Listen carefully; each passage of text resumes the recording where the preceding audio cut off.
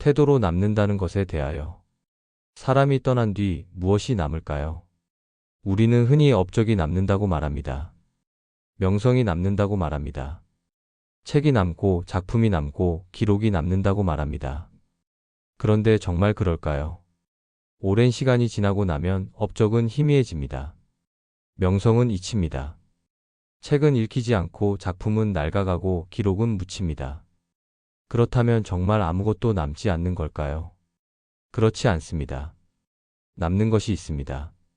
말투가 남습니다. 웃는 방식이 남습니다. 사람을 대하던 태도가 남습니다.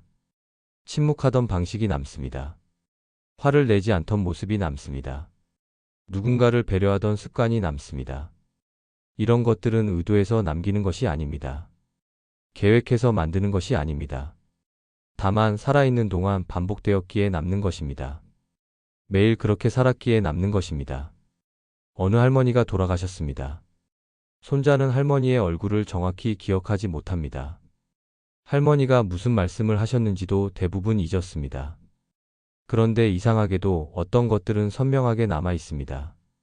할머니가 밥을 드시기 전 항상 물을 한 모금 마시시던 모습, 손자의 이야기를 들을 때 고개를 살짝 기울이시던 습관, 누군가 화를 내면 아무 말 없이 듣고만 계시던 태도, 이런 것들이 남아 있습니다. 그리고 손자는 어느 날 발견합니다. 자신도 밥을 먹기 전 물을 한 모금 마신다는 것을, 누군가 이야기할 때 고개를 살짝 기울인다는 것을, 누군가 화를 내면 일단 듣는다는 것을. 할머니가 남긴 것은 유산이 아니었습니다. 할머니가 남긴 것은 태도였습니다. 의도하지 않았지만 반복되었기에 남은 태도였습니다. 사람은 이렇게 남습니다. 계획하지 않아도 남습니다. 의도하지 않아도 남습니다. 살아있는 동안 반복한 것이 그대로 남습니다. 정약용은 자신을 어떻게 기억해달라고 말하지 않았습니다. 후세에 어떤 평가를 받고 싶다고 밝히지 않았습니다. 자기 이름이 역사에 어떻게 기록되기를 바란다고 쓰지 않았습니다. 그는 그런 것에 관심이 없었던 것 같습니다. 아니, 정확히 말하면 그런 것을 통제할 수 없다는 것을 알았던 것 같습니다.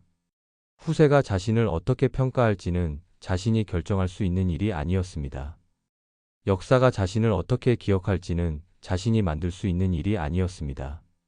그래서 그는 그것을 신경 쓰지 않았습니다. 다만 매일을 살았습니다. 자신이 옳다고 생각하는 방식으로 살았습니다. 그것이 전부였습니다. 그의 편지를 보면 후세에 대한 걱정이 없습니다.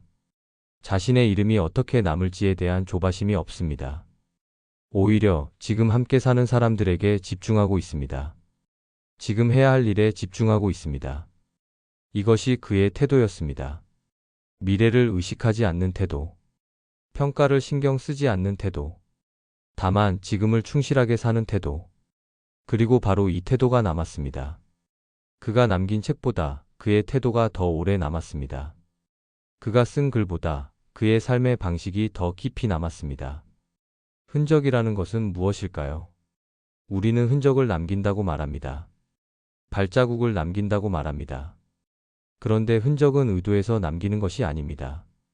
걸어가다 보면 자연스럽게 남는 것입니다.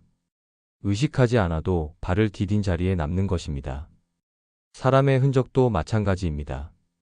의도적으로 만드는 것이 아닙니다. 살아가는 과정에서 자연스럽게 남는 것입니다. 매일 반복하는 태도가 흔적이 됩니다. 매일 하는 선택이 흔적이 됩니다. 매일 만나는 사람을 대하는 방식이 흔적이 됩니다. 어떤 선생님이 있었습니다. 그분은 학생들에게 거창한 말씀을 하지 않으셨습니다. 인생에 대한 조언을 하지 않으셨습니다. 다만 매일 교실에 가장 먼저 오셨습니다. 학생들이 오기 전에 교실을 정리하셨습니다. 칠판을 깨끗이 닦으셨습니다. 분필을 새 것으로 준비하셨습니다. 그것이 전부였습니다. 학생들은 그때는 몰랐습니다. 선생님이 무엇을 가르치고 계신지 몰랐습니다. 그런데 세월이 지나고 나서 어떤 학생이 선생님이 되었습니다. 그리고 자신도 모르게 교실에 가장 먼저 갔습니다. 학생들이 오기 전에 교실을 정리했습니다. 칠판을 깨끗이 닦았습니다. 그때 깨달았습니다. 선생님이 남긴 것이 무엇인지, 말이 아니라 태도였다는 것을, 조언이 아니라 반복이었다는 것을. 흔적은 이렇게 남습니다. 의도하지 않아도, 계획하지 않아도, 다만 반복되었기에 남습니다. 정약용의 삶에서도 이런 흔적을 발견할 수 있습니다. 그가 제자들에게 남긴 것은 학문만이 아니었습니다. 제자들은 그의 책을 읽었지만 그보다 더 깊이 남은 것이 있었습니다.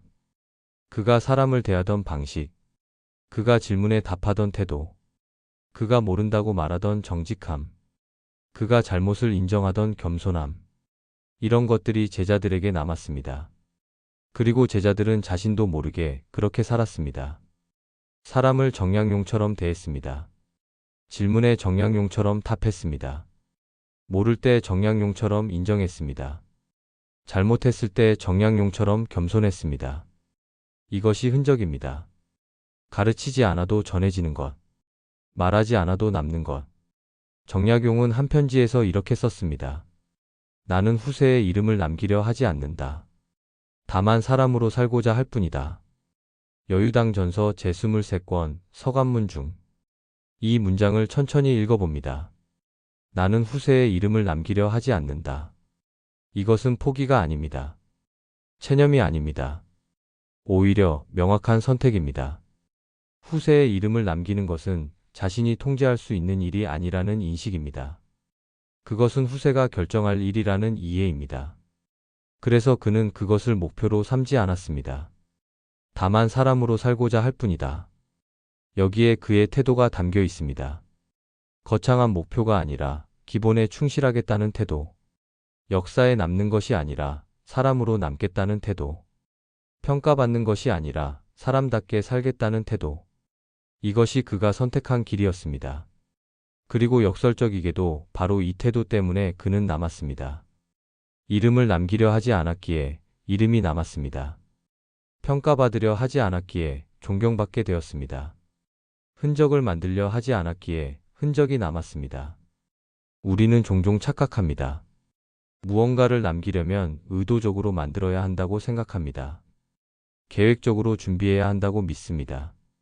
전략적으로 설계해야 한다고 여깁니다. 그런데 사실은 그 반대입니다. 의도하면 인위적이 됩니다. 계획하면 진실성이 사라집니다. 전략적이면 사람들은 느낍니다.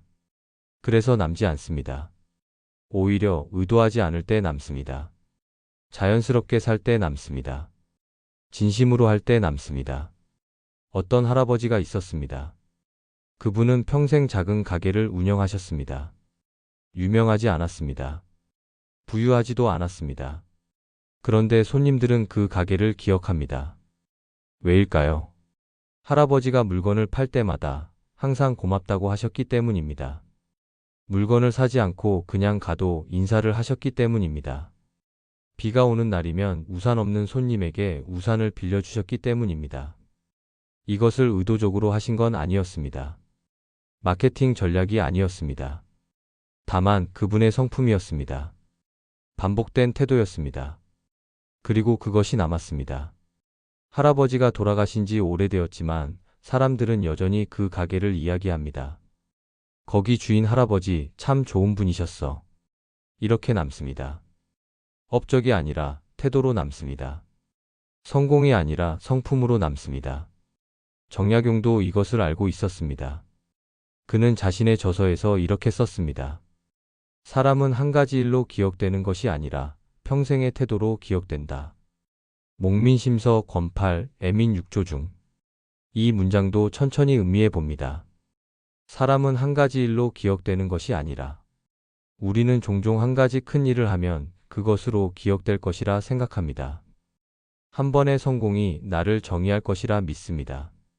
한 번의 업적이 나를 기억하게 할 것이라 여깁니다. 그런데 정약용은 말합니다. 그것이 아니라고. 평생의 태도로 기억된다. 한 번이 아니라 평생입니다. 한 가지가 아니라 태도입니다.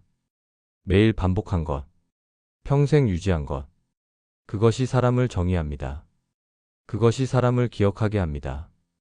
어떤 의사 선생님이 있었습니다. 그분은 큰 수술을 많이 하신 분은 아니었습니다. 유명한 논문을 쓰신 분도 아니었습니다. 그런데 환자들은 그분을 잊지 못합니다. 왜일까요?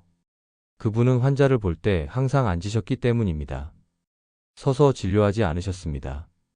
환자와 눈높이를 맞추기 위해 항상 앉으셨습니다. 그리고 환자가 말을 다 할 때까지 기다리셨습니다. 중간에 끊지 않으셨습니다. 서두르지 않으셨습니다. 이것을 50년 동안 하셨습니다. 매일 모든 환자에게 이것이 그분의 태도였습니다.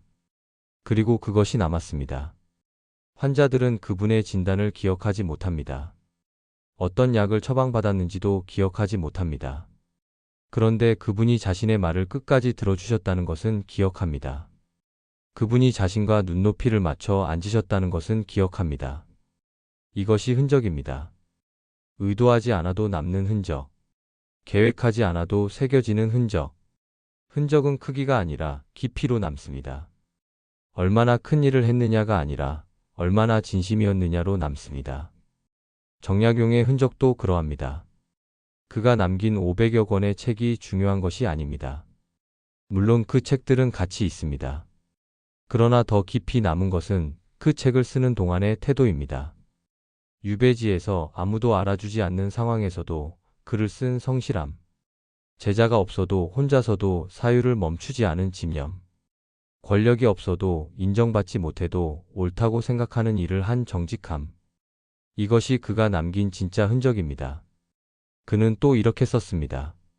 내가 무엇을 남길지는 내가 정하는 것이 아니다. 다만 어떻게 살지는 내가 정한다. 여유당 전서 제열 4권 잡저 중. 이 문장 속에는 깊은 지혜가 있습니다. 내가 무엇을 남길지는 내가 정하는 것이 아니다. 이것은 겸손입니다. 자신이 통제할 수 없는 것을 인정하는 겸손입니다. 후세가 나를 어떻게 평가할지 나는 모릅니다. 역사가 나를 어떻게 기억할지 나는 정할 수 없습니다. 사람들이 나를 어떻게 기억할지 나는 결정할 수 없습니다. 그것은 내 영역 밖의 일입니다. 다만 어떻게 살지는 내가 정한다. 그러나 이것은 내가 정할 수 있습니다. 오늘 어떻게 살 것인가? 사람을 어떻게 대할 것인가? 어떤 태도로 일할 것인가? 이것은 내가 선택할 수 있습니다. 정약용은 이 구분을 명확히 했습니다. 내가 통제할 수 있는 것과 통제할 수 없는 것. 내가 선택할 수 있는 것과 선택할 수 없는 것. 그리고 통제할 수 있는 것에 집중했습니다. 어떻게 살 것인가에 집중했습니다. 그것이 그의 지혜였습니다. 우리는 종종 통제할 수 없는 것에 집착합니다. 사람들이 나를 어떻게 볼까? 후세가 나를 어떻게 평가할까? 역사가 나를 어떻게 기억할까? 이런 것들을 걱정합니다. 그런데 이것은 우리가 정할 수 있는 일이 아닙니다. 아무리 신경 써도 통제할 수 없습니다. 오히려 통제할 수 있는 것에 집중해야 합니다. 오늘 어떻게 살 것인가? 지금 이 사람을 어떻게 대할 것인가? 이 일을 어떤 태도로 할 것인가? 이것은 우리가 선택할 수 있습니다. 그리고 이 선택이 쌓이면 그것이 흔적이 됩니다. 의도하지 않아도 자연스럽게 흔적이 됩니다. 어떤 청소부 아저씨가 있었습니다. 그분은 한 건물에서 30년을 일하셨습니다. 누구도 주목하지 않는 일이었습니다. 화려하지 않은 일이었습니다. 그런데 그분이 은퇴하는 날 이상한 일이 일어났습니다. 많은 사람들이 찾아왔습니다. 그분께 감사하다고 말했습니다. 왜일까요? 그분은 30년 동안 매일 아침 건물 앞 계단을 닦으셨습니다. 비가 오나 눈이 오나 빠지지 않고 닦으셨습니다. 그리고 사람들이 지나가면 항상 인사를 하셨습니다. 좋은 아침입니다. 이것을 30년 동안 하셨습니다. 매일. 한 번도 빠지지 않고. 사람들은 그때는 대수롭지 않게 여겼습니다. 그런데 그분이 안 계시게 되니 깨달았습니다. 그분이 얼마나 소중한 존재였는지, 그분의 인사가 얼마나 하루의 시작을 밝게 해주었는지, 그분의 성실함이 얼마나 건물의 분위기를 만들었는지. 이것이 흔적입니다. 화려하지 않지만 깊이 남는 흔적. 눈에 띄지 않지만 사라졌을 때 비로소 느껴지는 흔적. 정약용은 이런 흔적을 남겼습니다. 권력을 가진 적도 없고, 유명한 적도 없고, 인정받은 적도 별로 없었지만, 그의 태도가 남았습니다. 그의 성실함이 남았습니다. 그의 정직함이 남았습니다. 그리고 그것이 200년이 지난 지금도 우리에게 전해지고 있습니다. 책을 통해서가 아니라 삶의 방식을 통해서 전해지고 있습니다. 그가 제자에게 보낸 편지에는 이런 구절이 있습니다. 내가 나를 기억한다면 내 말을 기억하지 말고 내가 어떻게 살았는지를 기억하라. 정약용 서간문 1835년 기록. 이 문장은 정약용의 바람을 담고 있습니다. 내 말을 기억하지 말고. 말은 쉽게 잊힙니다. 아무리 좋은 말도 시간이 지나면 희미해집니다. 아무리 깊은 조언도 세월이 흐르면 사라집니다. 그래서 정약용은 말을 기억하라고 하지 않습니다. 내가 어떻게 살았는지를 기억하라. 삶의 방식, 태도, 행동, 이것을 기억하라고 합니다. 왜일까요? 말은 잊혀도 태도는 남기 때문입니다. 조언은 사라져도 삶의 방식은 전해지기 때문입니다. 태도는 말보다 강합니다. 태도는 말보다 오래갑니다. 태도는 말보다 깊이 영향을 줍니다. 우리는 부모님이 하신 말씀을 다 기억하지 못합니다. 그런데 부모님이 살아오신 방식은 기억합니다. 부모님의 태도는 기억합니다. 그리고 자신도 모르게 그렇게 삽니다. 이것이 흔적입니다. 말로 전해지는 것이 아니라 태도로 전해지는 것. 가르침으로 배우는 것이 아니라 삶을 보면서 배우는 것. 정약용이 남긴 것도 그것입니다. 그는 많은 책을 썼지만 제자들이 진짜 배운 것은 책이 아니었습니다. 제자들이 진짜 배운 것은 그의 삶이었습니다. 유배지에서도 포기하지 않는 태도. 아무도 알아주지 않아도 성실한 태도. 권력이 없어도 정직한 태도. 이것을 보면서 배웠습니다. 그리고 자신도 그렇게 살았습니다. 흔적은 이렇게 전해집니다. 세대를 넘어서, 시간을 넘어서, 의도하지 않아도 자연스럽게 전해집니다. 어떤 어머니가 있었습니다. 그분은 평생 남을 칭찬하며 사셨습니다. 누군가의 잘못을 이야기하지 않으셨습니다. 뒷담화를 하지 않으셨습니다. 이것을 의식적으로 하신 건 아니었습니다. 다만 그분의 성품이었습니다. 딸은 어릴 때는 이것을 당연하게 여겼습니다. 그런데 어른이 되고 나서 깨달았습니다. 사람들이 모여서 누군가를 비난할 때 자신은 불편하다는 것을, 누군가의 잘못을 이야기하는 것이 편하지 않다는 것을, 그리고 자신도 모르게 다른 사람을 칭찬하고 있다는 것을 그때 알았습니다. 어머니가 남긴 것이 무엇인지, 말이 아니라 태도였다는 것을, 조언이 아니라 삶의 방식이었다는 것을. 딸은 어머니가 돌아가신 후에도 그 태도를 이어갑니다. 의도한 것이 아닙니다. 자연스럽게 그렇게 됩니다. 어머니의 흔적이 딸 안에 살아있기 때문입니다. 정약용의 흔적도 이렇게 살아있습니다. 그를 직접 만난 적 없는 사람들에게도, 그의 책을 읽지 않은 사람들에게도 그의 태도는 전해지고 있습니다. 성실함, 정직함, 겸손함. 이것들이 흔적으로 남아 계속 전해지고 있습니다.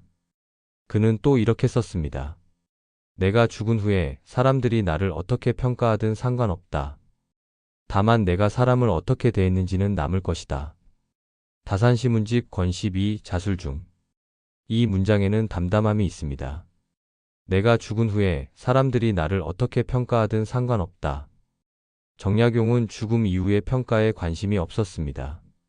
사람들이 자신을 훌륭하다고 할지, 그렇지 않다고 할지, 역사가 자신을 긍정적으로 평가할지, 부정적으로 평가할지, 이런 것에 신경 쓰지 않았습니다. 왜일까요? 그것은 자신이 통제할 수 없는 영역이기 때문입니다. 평가는 다른 사람이 하는 것이기 때문입니다. 다만 내가 사람을 어떻게 대했는지는 남을 것이다. 그러나 이것은 남습니다. 내가 평생 사람을 어떻게 대했는지, 내가 평생 어떤 태도로 살았는지, 이것은 사라지지 않습니다. 평가와 무관하게 남습니다. 이것이 정약용의 확신이었습니다. 태도는 평가를 넘어선다는 확신. 삶의 방식은 평판을 넘어선다는 확신. 어떤 선생님이 있었습니다. 그분은 학생들에게 엄격하셨습니다. 칭찬을 잘하지 않으셨습니다. 학생들은 그때는 선생님을 좋아하지 않았습니다. 무섭다고 생각했습니다. 그런데 세월이 지나고 학생들은 깨달았습니다.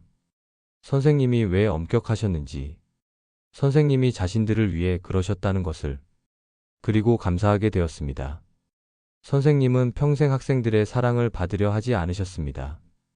인기 있는 선생님이 되려 하지 않으셨습니다. 다만 학생들에게 필요한 것을 주려 하셨습니다. 그것이 선생님의 태도였습니다. 그리고 그 태도가 남았습니다.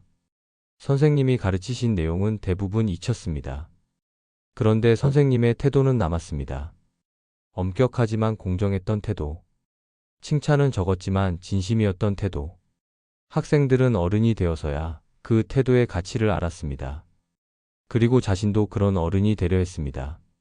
흔적은 즉시 알아차려지지 않습니다. 시간이 지나야 보입니다. 세월이 흘러야 이해됩니다.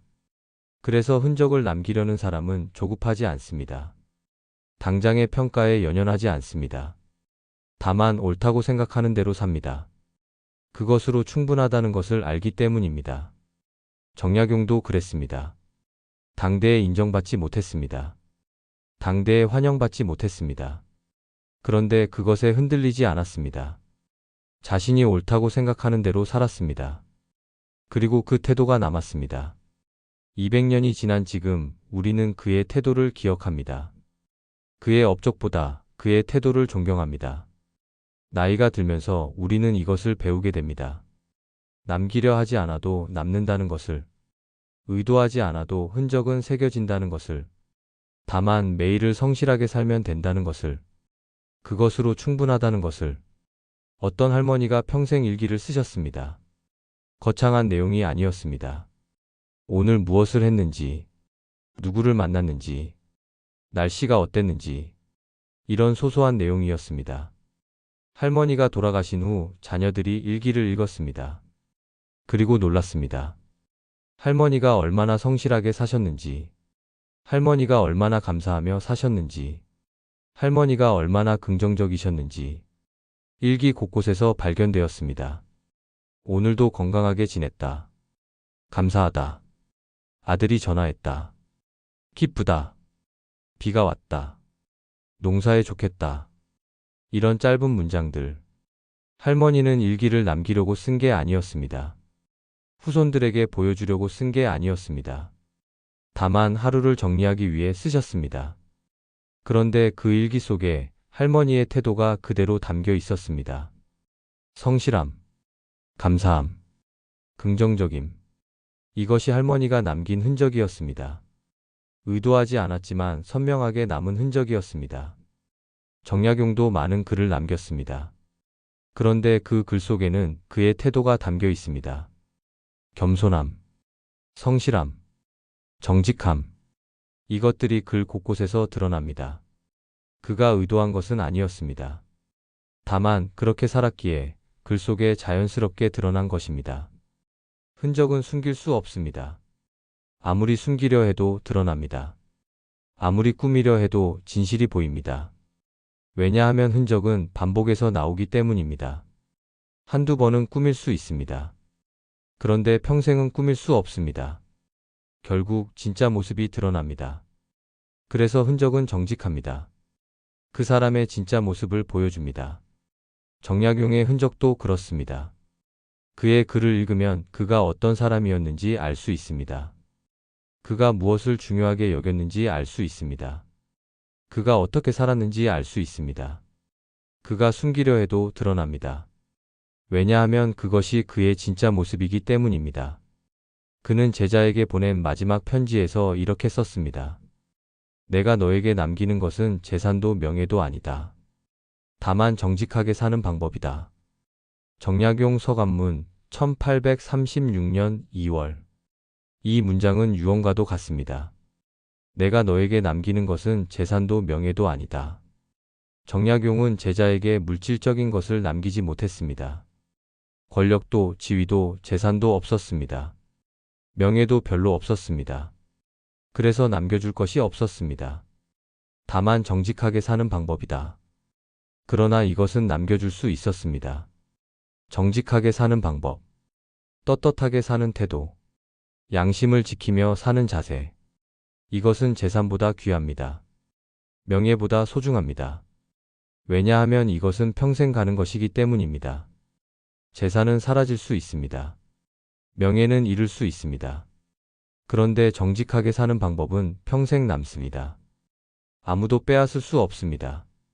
이것이 정약용이 제자에게 남긴 진짜 유산이었습니다. 그리고 제자는 그것을 받았습니다. 재산은 받지 못했지만 정직함을 받았습니다. 명예는 물려받지 못했지만 떳떳함을 물려받았습니다. 그리고 그것으로 평생을 살았습니다. 이것이 흔적이 전해지는 방식입니다. 물질로 전해지는 것이 아니라 태도로 전해지는 것. 재산으로 물려주는 것이 아니라 삶의 방식으로 물려주는 것. 우리는 후손에게 무엇을 남길까요? 많은 사람들이 재산을 걱정합니다. 얼마를 남겨줄 수 있을까? 충분할까? 그런데 정말 중요한 것은 재산이 아닙니다. 재산은 소진됩니다. 언젠가는 사라집니다. 그런데 태도는 사라지지 않습니다. 정직함은 사라지지 않습니다. 성실함은 사라지지 않습니다. 이것이 진짜 유산입니다. 어떤 아버지가 있었습니다. 그분은 부유하지 않으셨습니다. 자녀들에게 큰 재산을 남기지 못하셨습니다. 그런데 자녀들은 아버지를 존경합니다. 왜일까요? 아버지는 평생 빚을 지지 않으셨기 때문입니다. 어려워도 빌리지 않으셨습니다. 힘들어도 떳떳하게 사셨습니다. 이것을 보며 자란 자녀들도 그렇게 살았습니다. 어려워도 빌리지 않았습니다. 힘들어도 떳떳하게 살았습니다. 아버지가 남긴 재산은 많지 않았습니다. 그런데 아버지가 남긴 태도는 컸습니다. 그리고 그 태도는 대를 이어 전해지고 있습니다. 손자들도 그렇게 살고 있습니다. 이것이 흔적입니다. 세대를 넘어 전해지는 흔적. 의도하지 않아도 이어지는 흔적. 정약용의 흔적도 이렇게 전해지고 있습니다. 그의 후손들만이 아니라 그를 알고 있는 모든 사람들에게 정직하게 살아야 한다는 태도, 성실하게 살아야 한다는 자세, 겸손하게 살아야 한다는 마음, 이것들이 전해지고 있습니다. 그리고 사람들은 그것을 배웁니다. 의식하지 못하지만 자연스럽게 배웁니다. 흔적은 이렇게 작동합니다. 가르치지 않아도 배우게 되는 것, 말하지 않아도 전해지는 것. 정약용은 또 이렇게 썼습니다.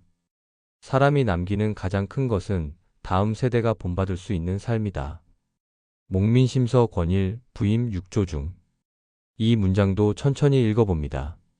사람이 남기는 가장 큰 것은 우리는 큰 것을 남기고 싶어 합니다.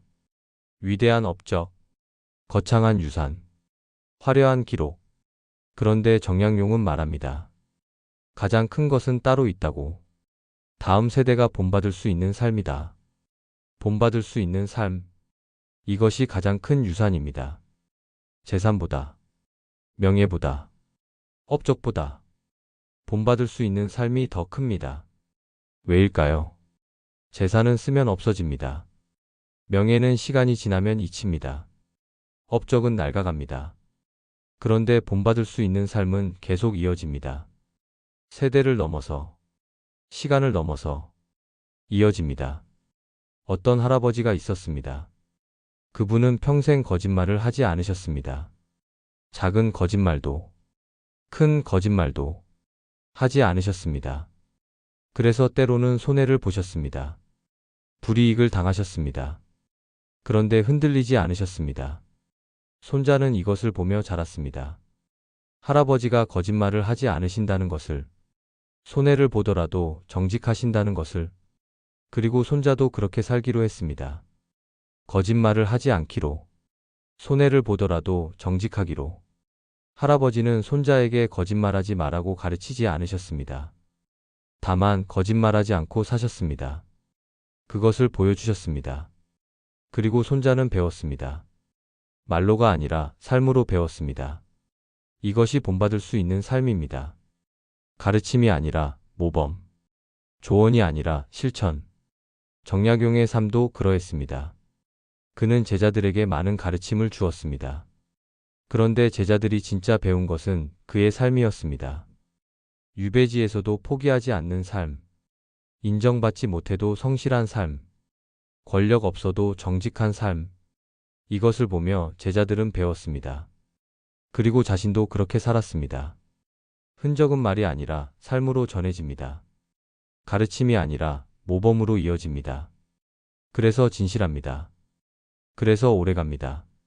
나이가 들면서 우리는 이것을 깨닫게 됩니다. 내가 남길 수 있는 가장 큰 것은 재산이 아니라 태도라는 것을, 내가 물려줄 수 있는 가장 소중한 것은 명예가 아니라 삶의 방식이라는 것을, 그리고 그것은 의도하지 않아도 자연스럽게 전해진다는 것을, 다만 매일을 성실하게 살면 그것이 흔적이 된다는 것을. 어떤 어머니가 평생 이웃을 도우며 사셨습니다. 거창한 일이 아니었습니다. 옆집에 반찬을 나눠주시는 일, 아픈 이웃을 돌봐주시는 일, 이런 작은 일들이었습니다. 딸은 어릴 때는 이것을 당연하게 여겼습니다. 그런데 어른이 되고 나서 자신도 그렇게 하고 있다는 것을 발견했습니다. 이웃에게 반찬을 나눠주고 있다는 것을, 아픈 이웃을 돌보고 있다는 것을 어머니가 가르치지 않았는데 자연스럽게 하고 있었습니다. 이것이 흔적입니다. 가르침 없이 전해지는 흔적, 말없이 이어지는 흔적. 정약용의 흔적도 이렇게 전해지고 있습니다. 그를 알고 있는 사람들이 자연스럽게 그의 태도를 닮아갑니다. 의식하지 못하지만 영향을 받습니다. 정직하려 합니다. 성실하려 합니다. 겸손하려 합니다. 이것이 흔적의 힘입니다. 강요하지 않아도 전해지는 힘, 가르치지 않아도 배우게 되는 힘. 정약용은 만년에 이렇게 썼습니다. 내가 세상을 떠나도 내 태도는 남을 것이다. 그것으로 충분하다. 여유당 전서 제25권 만년 서간 중. 이 문장에는 평화가 있습니다. 내가 세상을 떠나도 죽음을 담담하게 받아들이는 평화. 떠남을 자연스럽게 여기는 평화. 내 태도는 남을 것이다. 그리고 확신이 있습니다. 태도는 사라지지 않는다는 확신. 삶의 방식은 계속된다는 확신. 그것으로 충분하다. 그리고 만족이 있습니다. 더 이상 바랄 것이 없다는 만족. 이것으로 충분하다는 만족. 정약용은 많은 것을 이루지 못했습니다. 정치적으로 성공하지 못했습니다. 당대에 인정받지 못했습니다. 그런데 그는 만족했습니다. 왜일까요? 자신의 태도가 남을 것을 알았기 때문입니다.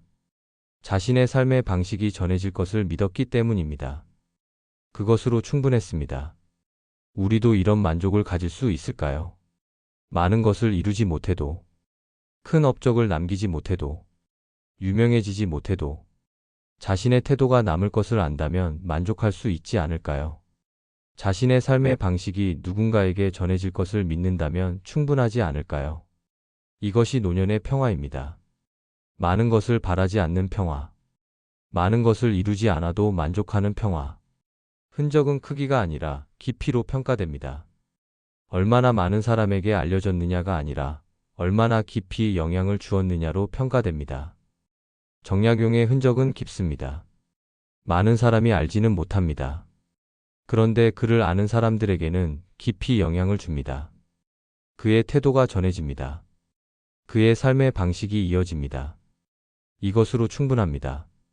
모든 사람에게 알려질 필요는 없습니다. 다만 한 사람에게라도 깊이 전해지면 그것으로 충분합니다. 한 사람이 그 태도를 이어받으면 그것으로 충분합니다. 어떤 선생님이 있었습니다. 그분은 유명하지 않으셨습니다. 많은 제자를 두지도 않으셨습니다. 그런데 그분의 제자 한 명이 선생님의 태도를 완전히 닮았습니다. 겸손함, 성실함, 정직함, 모두 닮았습니다. 그리고 그 제자가 다시 제자를 가르쳤습니다. 같은 태도로, 같은 방식으로 선생님의 흔적이 이어지고 있었습니다. 한 사람을 통해 깊이, 이것으로 충분합니다. 수많은 사람에게 얕게 영향을 주는 것보다 한 사람에게 깊이 영향을 주는 것이 더 큽니다. 정약용의 흔적도 그렇습니다. 모든 사람이 그를 아는 것은 아닙니다. 그런데 그를 아는 사람들에게는 깊이 전해집니다. 그것으로 충분합니다. 이제 글이 천천히 가라앉을 시간입니다. 흔적에 대해 많이 이야기했습니다. 태도에 대해 많이 생각했습니다. 그리고 이제 알게 됩니다. 남기려 하지 않아도 남는다는 것을, 의도하지 않아도 흔적은 새겨진다는 것을, 다만 매일을 성실하게 살면 그것이 흔적이 된다는 것을. 여러분도 흔적을 남기고 계십니다. 의식하지 못하지만, 계획하지 않았지만, 매일의 태도가 흔적이 되고 있습니다. 매일의 선택이 기록이 되고 있습니다. 그리고 그것은 사라지지 않을 것입니다. 여러분이 떠난 후에도 남을 것입니다. 여러분의 말투가, 여러분의 웃음이, 여러분이 사람을 대하던 방식이 남을 것입니다. 그것을 누군가 기억할 것입니다. 그것을 누군가 이어갈 것입니다. 의도하지 않았지만 자연스럽게 이어질 것입니다. 이것이 사람이 남는 방식입니다. 화려하지 않지만 확실한 방식, 거창하지 않지만 영원한 방식. 정약용이 그렇게 남았듯이 여러분도 그렇게 남을 것입니다. 태도로, 삶의 방식으로, 반복된 선택으로 이미 충분히 남아 있습니다. 여러분의 흔적은, 여러분의 태도는, 여러분의 삶은 이미 누군가에게 전해지고 있습니다. 의식하지 못하지만 영향을 주고 있습니다. 그것으로 충분합니다. 사람은 이렇게 사라지지 않습니다. 몸은 떠나도 태도는 남습니다. 목소리는 사라져도 삶의 방식은 이어집니다. 이제 조용히 기억하셔도 됩니다. 여러분이 남긴 것들을, 여러분이 살아온 방식을, 그것으로 충분했습니다. 이미 충분히 남아 있습니다.